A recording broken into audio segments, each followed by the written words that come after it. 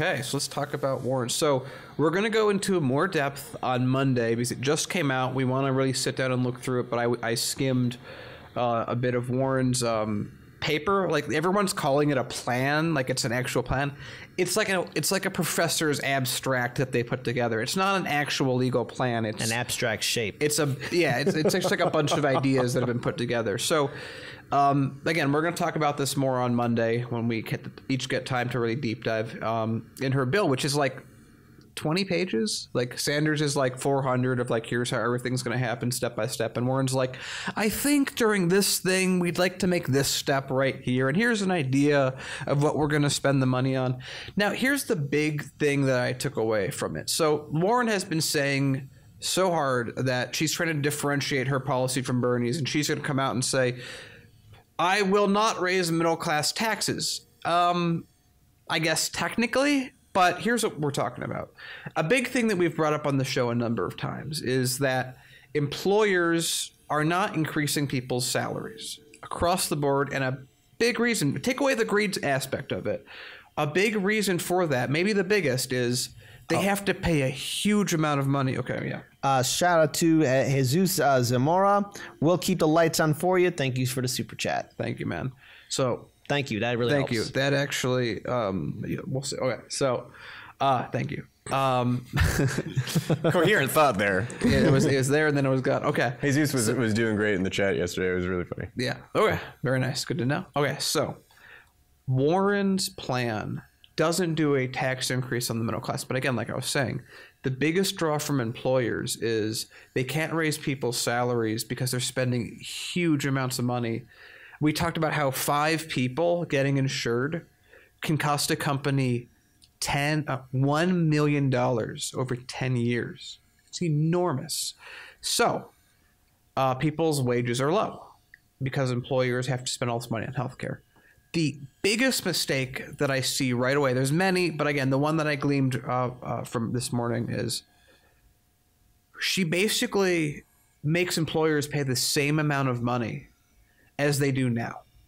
Bernie's plan makes it way less expensive for employers, which allows, and there should be legislation that he adds to have that money go back into wages, and it's spread more evenly throughout society. And you know, bills and things that are technocratic, like Paul brought up, don't stand the test of time. You know what does stand the test of time? Medicare, Social Security, universal plans that everyone pays into, everyone feels like they have stock in. So Warren's plan doesn't change the cost of healthcare. It just changes where your checks go to. Yeah. So Warren, I think it's like employers will pay 98% of what they have to pay currently for her plan, which means no one's wages will go up. Wait, do you want to give rich people health care too? Well, hold on. So because here's the thing that I think we've all have an equally shared concern about Senator Elizabeth Warren. That is, we mentioned this on the show. She's been real hesitant about her embracing of getting super PAC money should she get into the general election. And not to mention, let's say in a hypothetical scenario, she gets a nomination and she becomes president of the United States and she tries to do this Medicare for All plan or whatever this plan is, and it doesn't work or it fails miserably. There goes another progressive agenda out the window. And you want to know who's going to be using that as a talking point? Neoliberal centrist Democrats, conservative Republicans, and the corporate media saying, well, we tried Medicare for All, and if Warren couldn't do it, it can never be done here in the United States.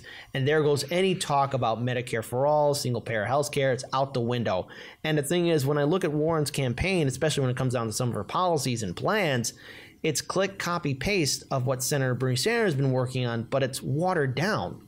And that's just me being generous with that at best, because that's a concern I have with Warren. Paul, I see. Yeah, I completely agree. I want to echo exactly what you're saying. It's very much like many policies, right, that Democratic insiders will turn around to the Democratic base and say, look, we gave you what you wanted. You didn't want to have superdelegates vote on the first round of the ballots.